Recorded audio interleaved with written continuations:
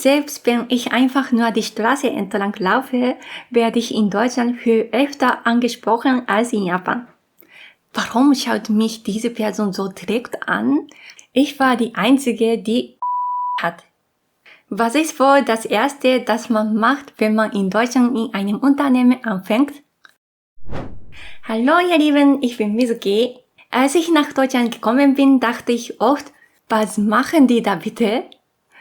Wenn man in einem fremden Land lebt und plötzlich tut jeder Dinge, die man einfach nicht versteht, genau das habe ich als Japanerin so in Deutschland erlebt.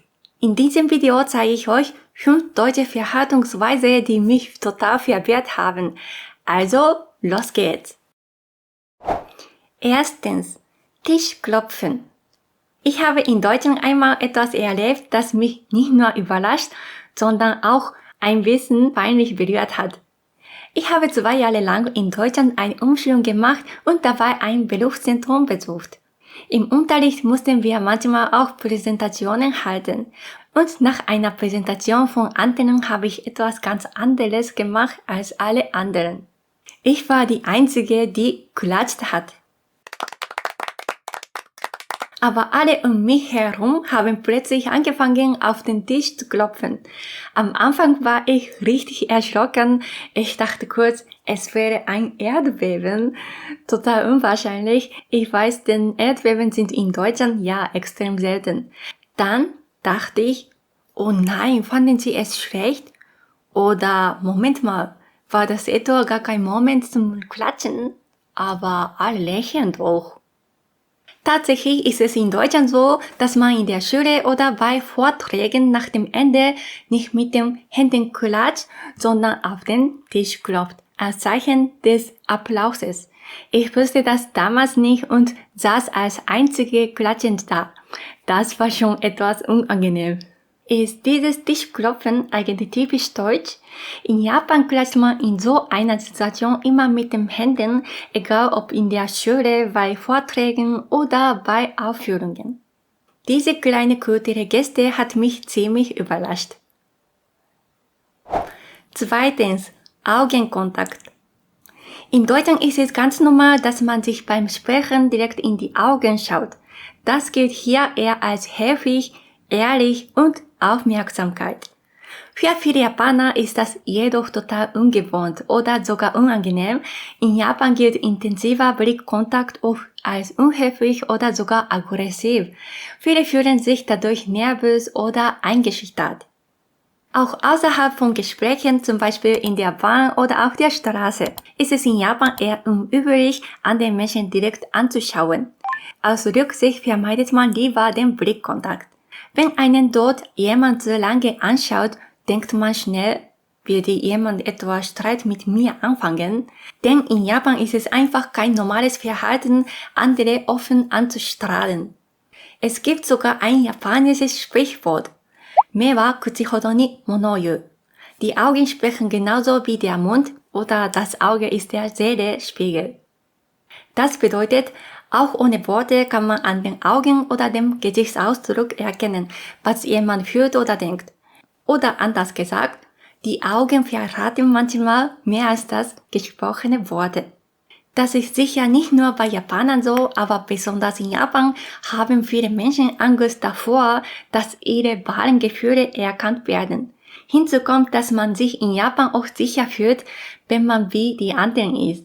Wer zu sehr heraussticht, wird schnell kritisch gesehen. Man sagt ja, der herausstehende Nagel wird eingeschlagen. Deshalb vermeiden manche bewusst den Blickkontakt aus einer Art Selbstschutz, damit niemand erkennt, was sie wirklich denken. In Deutschland und generell in Europa ist es dagegen oft unhöflich, während eines Gespräches keinen Blickkontakt zu halten. Je nach Person kommt es sogar vor, dass man auf der Straße angeschaut oder regelrecht angestarrt wird. Das habe ich selbst erlebt. Besonders oft war mir das bei älteren Männern aufgefallen. In Japan ist es sehr unüblich, andere Menschen einfach so auf der Straße anzuschauen. Deshalb wirkt das alles schnell unangenehm. Man könnte sich in Japan sogar so hören, dass es unmöglich ist, mit anderen fremden Leuten einfach so Augenkontakt haben zu können. Für Menschen, die Schwierigkeiten mit Augenkontakt haben, ist Japan aber vermutlich ein angenehmerer Ort. Ich erinnere mich, dass ich in Deutschland anfangs oft dachte, warum schaut mich diese Person so direkt an? Habe ich etwas im Gesicht oder habe ich etwas falsch gemacht? Heute weiß ich, hier ist das ganz normal. Augenkontakt gehört einfach dazu. Am Anfang war ich echt überfordert, aber inzwischen gewöhne ich mich langsam daran. Vielleicht. Drittens, wenige Rückmeldung. Hi, so. 知ってる。せやねん。Das sind typische japanische Aizuchi, kurze zustimmende Reaktionen, die im Gespräch sehr häufig verwendet werden. Besonders Menschen aus der Kansai-Region, etwa aus Osaka, neigen dazu, besonders lebhaft und oft zu reagieren. Aizuchi sind also kleine Rückmeldungen des Zuhörers, Zeichen dafür, dass man aufmerksam zuhört, zustimmt oder mitfühlt. Japaner verwenden Aizuchi deutlich öfter als Deutsche. In Japan ist es üblich, nach fast jedem Satz des Gegenübers eine kurze Reaktion zu geben. Wenn jemand gar nicht reagiert, fragt man sich schnell, hört er oder sie mich überhaupt zu? In Deutschland dagegen ist es normal, weniger Aizuchi zu machen und zu viele Zwischenrufe können sogar als unhöflich empfunden werden. Deutsche reagieren meist nur dann, wenn es notwendig ist. Wenn sie wirklich etwas sagen wollen, ihre Meinung gefragt ist oder es inhaltlich passt. Das bedeutet, in der deutschen Gesprächskultur gibt es nicht den Reflex, durch viele Aizuchi die Unterhaltung am Laufen zu halten, wie es in Japan üblich ist. Außerdem gilt es in Deutschland als höflich, jemanden aufmerksam und ruhig zuzuhören, ohne ständig dazwischen zu reden. Wenn man also zu oft ja, ach so oder echt sagt, kann das eher stören oder als unaufmerksam wirken. Genau das Gegenteil von dem, was in Japan damit gemeint ist. Dieses Zurückhalten zeigt sich nicht nur im direkten Gespräch, sondern auch am Telefon. Wenn ich zum Beispiel mit einem Internetanbieter telefoniere, kommt es oft vor, dass ich keine Reaktion höre, wie ich mir vorgestellt habe. Und ich fragte ihn, sind Sie noch da? Klar, die Person am anderen Ende liest wahrscheinlich gerade etwas oder sucht Infos, aber für mich als Japanerin fühlt sich die Stille manchmal so an, als ob der Anruf angebrochen wäre. Denn in Japan sind Aizuchi am Telefon extrem wichtig, um zu zeigen, ich höre Ihnen zu. Ohne diese ständigen kleinen Reaktionen macht sich schnell Unsicherheit breit. In Japan gelten Aizuchi also als Zeichen von Respekt, Aufmerksamkeit und Empathie. Wenn man beim Reden keine Reaktion bekommt, denkt man schnell, interessiert sich die Person überhaupt für das, was ich sage? Auch Stille während eines Gespräches ist in Japan oft unangenehm. Ich glaube, das hängt direkt mit der Aizuchi-Kultur zusammen. Aber heißt das, dass Deutsche gar keine Aizuchi benutzen? Nein, natürlich nicht. Nur eben viel seltener. Typische deutsche Reaktionen wären zum Beispiel, ach so, stimmt, krass, echt jetzt? Genau, und so weiter.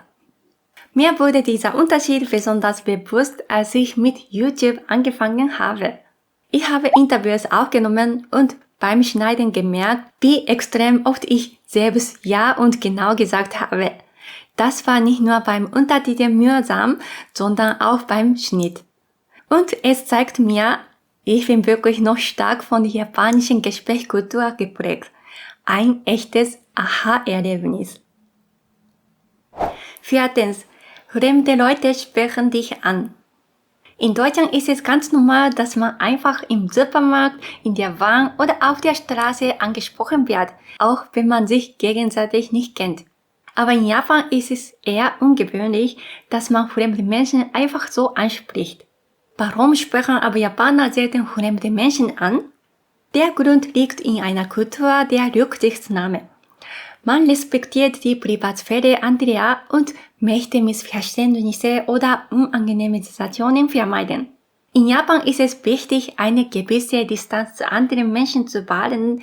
Jemanden einfach anzusprechen kann als Eindringen in den privaten Bereich gesehen werden.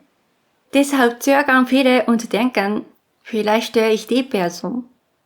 Gerade in Großstädten wie Tokio oder Osaka ist diese Zurückhaltung besonders stark.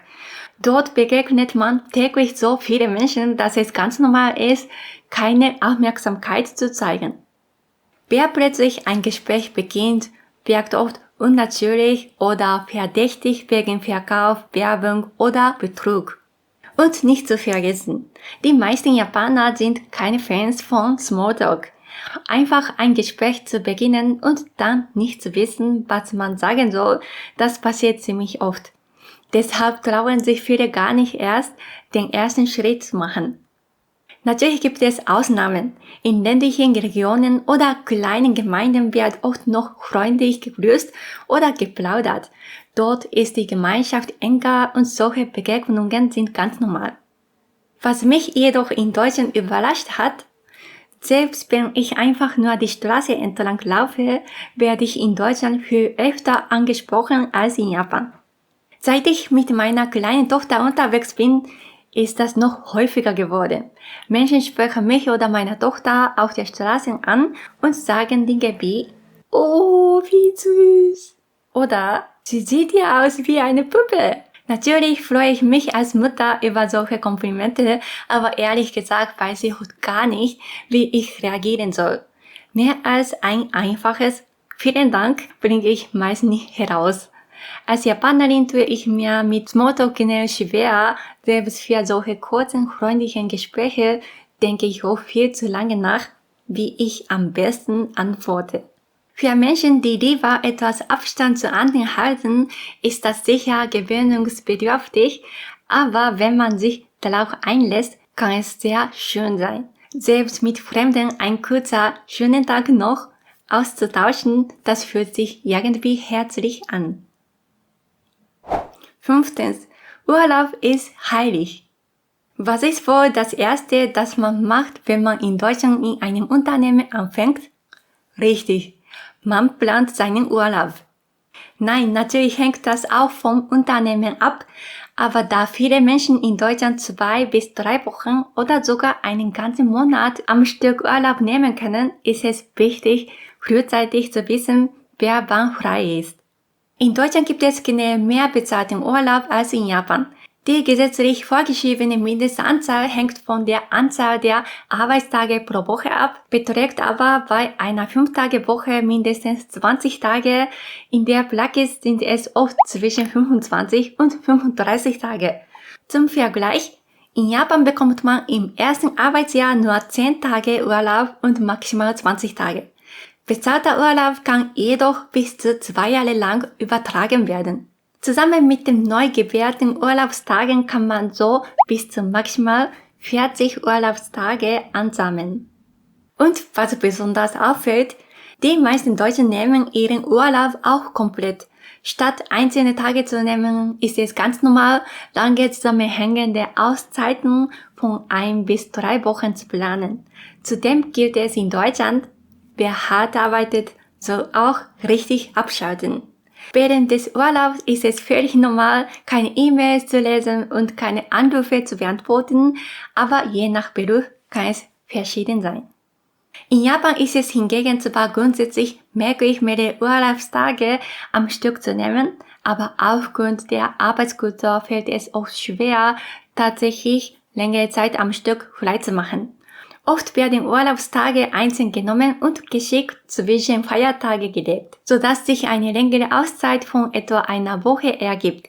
Wenn man die Urlaubstage am Stück wie in Deutschland nehmen möchte, dann nutzen viele Menschen ihren gesamten Resturlaub, deshalb meist dann, wenn sie das Unternehmen verlassen oder den Job wechseln, indem sie die verbleibenden Urlaubstage rückwirkend ab den letzten Arbeitstagen nehmen und so am Ende noch eine längere Auszeit haben wie die Deutschen. Allerdings hat Deutschland je nach Bundesland weniger gesetzliche Feiertage als Japan. Doch im Unterschied zu Japan gibt es hier eine starke Kultur der langen Urlaube.